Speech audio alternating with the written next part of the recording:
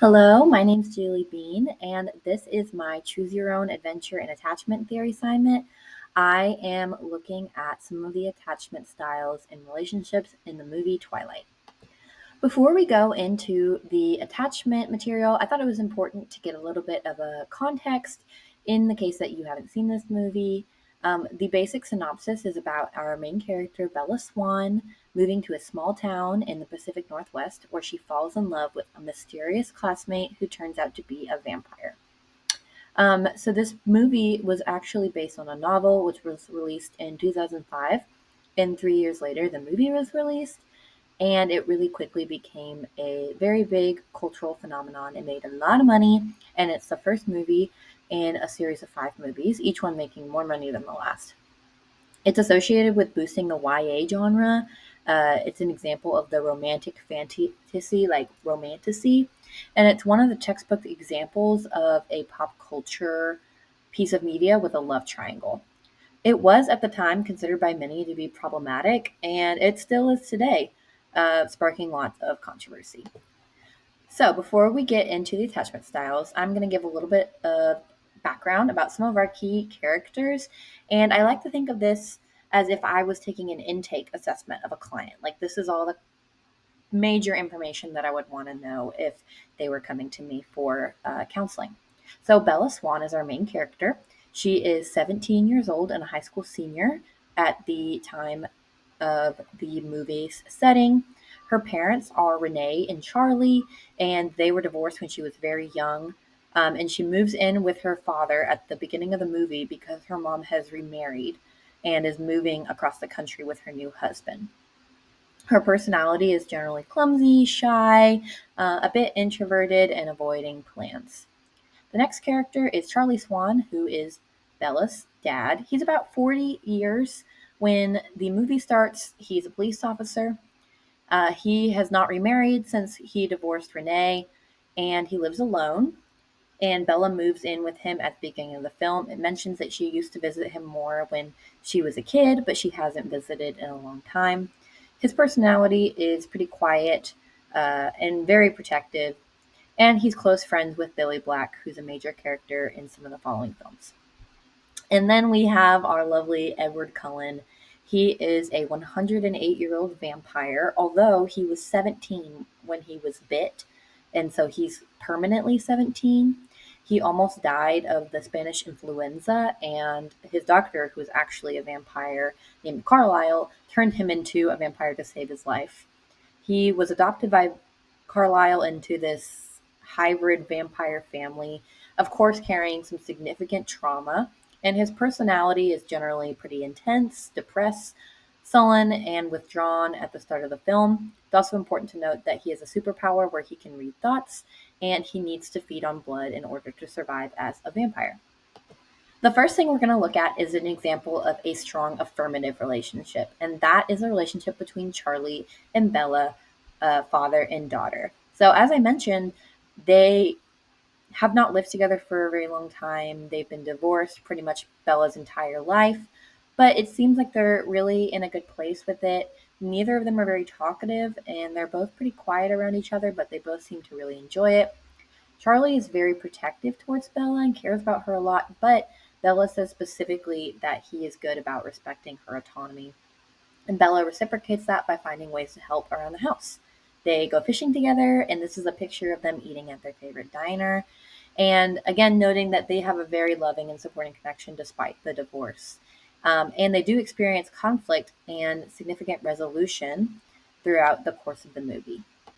Here I've got a few quotes that I think represent the claims that I made in the previous slide.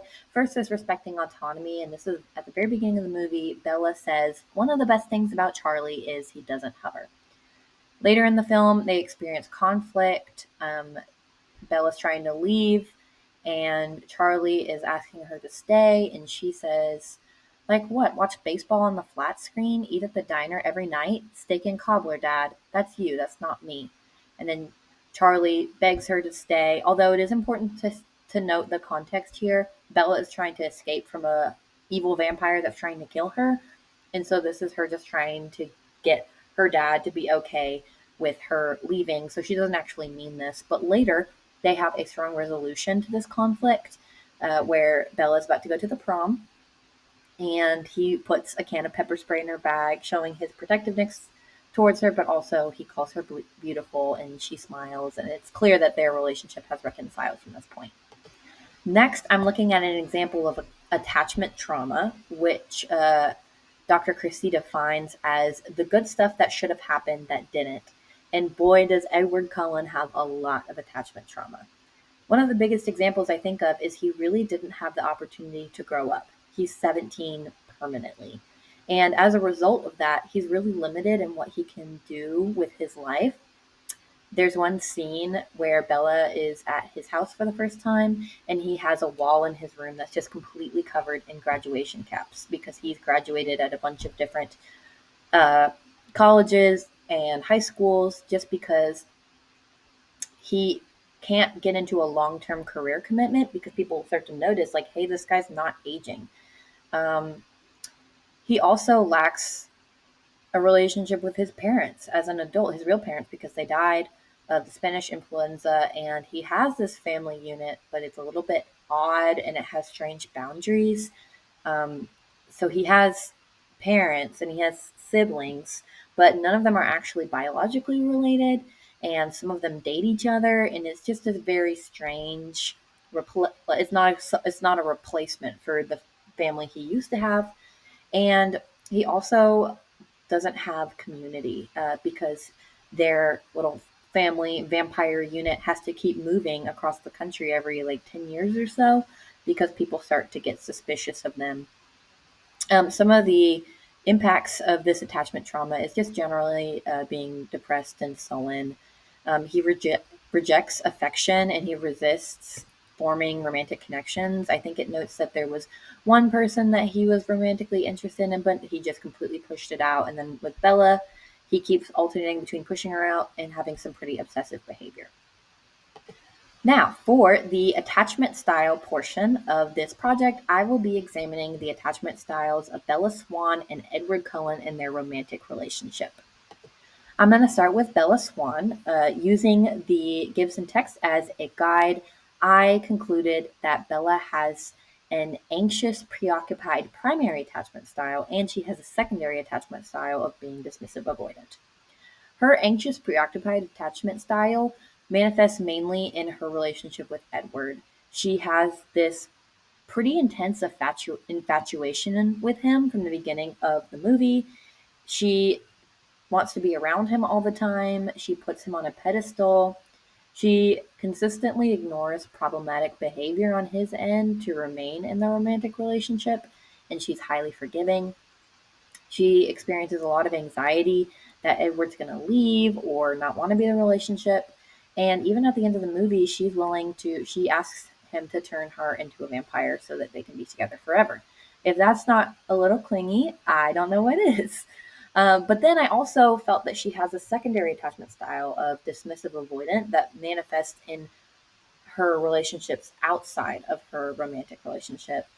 She doesn't really connect with her friends super well at school, and they try and loop her in. She's actually very popular at the school as a newcomer, but she either avoids plans or when she does go to them, she has ulterior motives. Like one time she goes out to dinner with her friends, but there's a bookstore nearby that has a book about vampires, and that's why she went. She also maintains some emotion between herself and her parents. Uh, she doesn't tell them anything about what happens with Edward, even outside of like she doesn't tell them that he's a vampire, but she doesn't give them any context at all about her strange emotions. And she's very independent. She really pushes her mom at the beginning of the movie to move in with her mom's new husband and kind of initiates leaving that house on her own.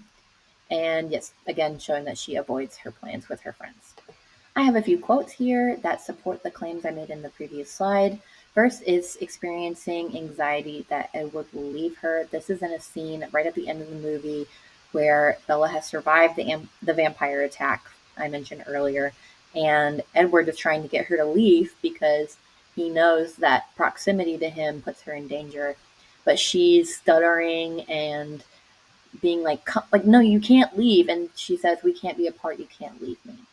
She also got some clingy behavior, showing that the main thing, she says, I'm not afraid of you. I'm only afraid of losing you. I feel like you're going to disappear. Just pretty overthinking about his presence in her life. And then a really big one that happens a lot throughout the movie is ignoring his problematic behavior, which we will discuss more when we get to his attachment style. But I just want to read this quote verbatim because I think it shows it really well. Edward says, I've killed people before. And Bella goes, it doesn't matter. And then he goes, I wanted to kill you. I've never wanted a human's blood so bad in my life. And she goes, I just do. Like, just very much ignoring those borderline threats in order to maintain her connection with him. And then I've got the example I mentioned earlier about avoiding plans with her friends. Next, we're looking at Edward's attachment style. I think he just has the primary attachment style, and it is fearful avoidant. He has very unpredictable back and forth emotions or mood swings, and the emotions that he has are very intense and passionate, which is pretty hallmark of the fearful avoidant style, including his hot and cold behavior. He alternates back and forth between rejecting Bella, like telling her that she's stupid to want him, that they can never be together, but then showing obsessive and clingy behavior towards her as well. And he has this really, and this is one of the main like themes explored in the movie of the dynamic because he is a vampire. He's very attracted to her romantically and wants to be with her, but he also has a very strong desire to drink her blood, and so he has to balance those out, which make things very intense. And then another thing I know is associated frequently with the fearful avoidance style is childhood trauma. And Edward had some pretty significant childhood trauma because of the Spanish influenza, which killed his parents and led to him becoming a vampire.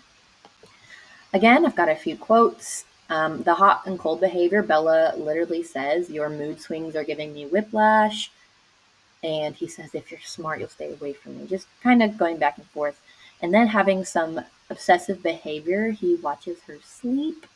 I'm not saying that everybody with the fearful avoidant attachment style has obsessive or controlling behavior, but I think this is how it manifests. For Edward, just the intensity of his desire and protective nature towards her. He is alternating back and forth between acceptance and rejection. I got the same quote from before where she's in the hospital and he tells her that she has to leave. It's not safe to be with him. And then a few sentences later, it's like, okay, I'm here. Like just kind of going back and forth. And then he has some pretty controlling behavior, which I think is a manifestation of his internal um, conflict between his motivators. And she says that she can't dance, and he says, well, I can always make you. And I think this is also an example of Bella being negligent of that problematic behavior. Okay, now that we have looked at these characters' attachment styles, I want to go through the BTEA, the beliefs, thoughts, emotions, actions, and then the core belief neutralization process for both of these characters. So in this top row right here, I've got Bella, and then the bottom row, we're going to talk about Edward. So starting with Bella, I read through the list of the core beliefs, and two that I thought really related to what I saw in her character is I'm abandoned or alone, or in her case, I'm going to be abandoned. He's with me now, but he will leave me. And then I'm helpless. Like she expresses that she's helpless if Edward leaves. There's nothing she can do about it. And she also um, she feels helpless. She feels helpless that she's in love with him. She thinks that she is completely in love with him, and there's nothing she can do to change that. Some of the thoughts related to that: Edward will leave me one way or another. Something's going to take him away. Nothing I can do will make him stay. This manifests as her anxiety, her clinginess, her obsession with him, her forgiveness, and her fear that something will happen to him that will make him leave her life. And then again, the actions: she forgives problematic behavior, and really she prioritizes her relationship with him over pretty much anything else in her life that we see in the movie. And then for Edward, I feel that the quote, the belief I am powerless slash out of control really applies to him because He very much struggles to balance his power as a vampire, his urges to drink blood, combined with his thoughts. I think that he really struggles to feel like he is a monster that he can't control. And then also, I don't belong because he is a vampire. He doesn't exist and live the way that a living person does. Some of the thoughts that manifest as a result of this, he really is concerned that Bella isn't safe with him, that he's going to lose control and accidentally hurt or even kill her. He thinks that he doesn't deserve a relationship because he doesn't have that stability, and that he might have to leave because he doesn't belong or because he's not safe to be around. That he can never have any love because he's not safe to, to be in a relationship with. It's manifest as his depression, his withdrawal, his anger, his possessiveness, controlling. There's even some parts where he kind of gaslights Bella, and of course, a lot of internal anxiety. And then some of the actions, the problematic obsessive behavior, the mood swings, and like I mentioned, the controlling behavior. Now we're going to go one at a time from Bella to Edward and walk through the core belief neutralization process as shown in the Gibson text. So step one is question the belief, and I've listed Bella's core wounds in the same style as the text, and we're going to start with I will be abandoned. I changed that wording slightly to show that Bella's belief is that he's with me now, but that's going to change, and I'm helpless to change that. Next, source true reality, and we have to ask ourselves, do we know with 100% certainty that what I'm believing about the situation is true? And I think that Bella would think it's possible that Edward might leave, but it's not certain.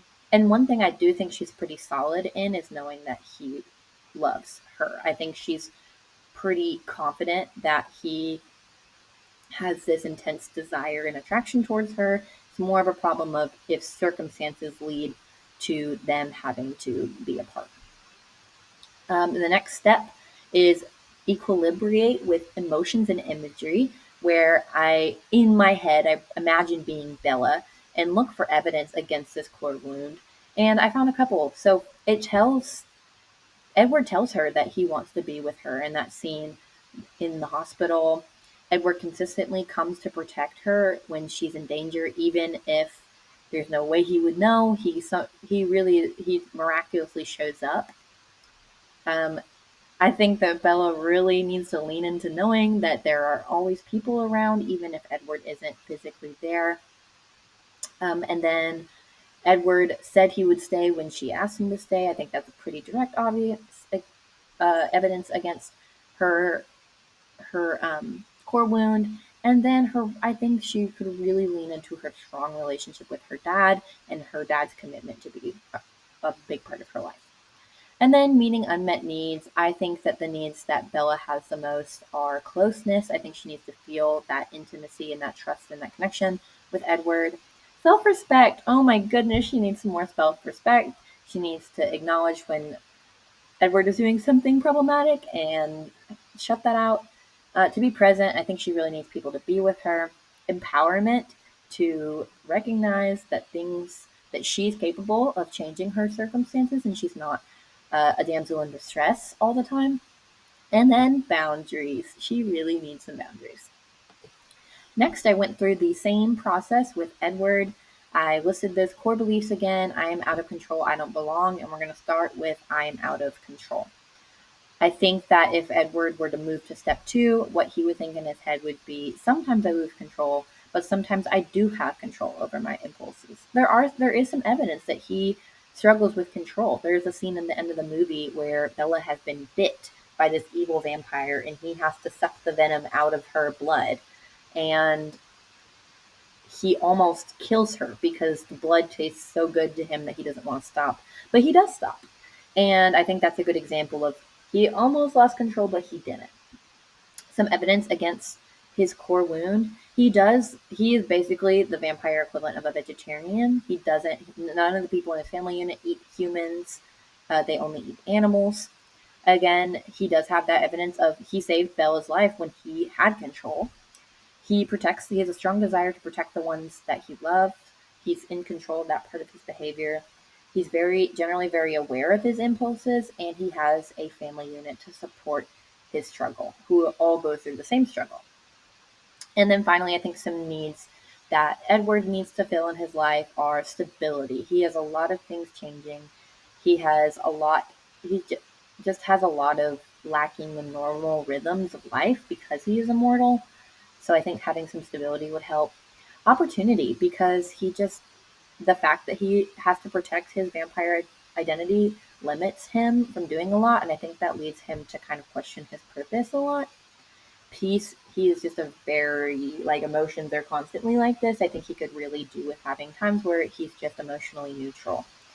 Companionship, I think he could really, and he later in the movies he does get this companionship when he and Bella get married and she becomes a vampire. Spoiler alert, sorry. And that connection, but I think he's lacking it at this point. And then finally, to feel known, to feel that people see him and still love him. Now, finally, I have a few counseling implications that I came up myself using some of the descriptives in the Gibson text as a guide. So I thought about how I would handle this both in an individual with Bella and Edward, and then also if they came in for a couple session. So for Bella, as an anxious, preoccupied, I think she would need to find ways that she can communicate her needs, communicate those boundaries, that self-respect. I think I would help her to identify her love language. The book says that words of affirmation is usually a big one to help her have that assuredness of her relationship. Look for spaces of inconsistency, which is really hard because the fearful avoidant is a very inconsistent attachment style, but looking for what can be consistent and keeping that. And then I think a really, really big thing that she could do is explore ways to strengthen her connections with her friends, her parents, pretty much anybody other than Edward, to help create that support system. So in this situation where Edward does have to leave her because he's a vampire or he has some reason he has to leave her, she's not left completely alone. She has a support network to fall back on. And then with Edward, I think I would really, after establishing that trust, I would want to dig into his childhood trauma and conceptualize the way that it impacts him now. I would want to help him question his automatic thoughts about control and desire, and then positively reinforce him, like help him establish the idea that he is capable of being trustworthy and having trust in others. I would practice role playing to help him increase his transparency because I don't think he really knows how to communicate. And then I would challenge him to examine his unrealistic expectations and his problematic behavior and see the ways that it might be hindering his relationship. And then finally, if they were to come in together, this is definitely one of those scenarios where I would want them to break up. But as a professional, I would make sure I'm not pushing my own agenda. I would encourage them to be as open as possible. I think that's something they really struggle with. Um, have both of them look at the unrealistic expectations they have for each other and how boundaries might have been broken. I would help them to build up trust in each other through affection, vulnerability, um, and then finally practice identifying those core wounds and learning how they can take care of each other. That's it. Thank you.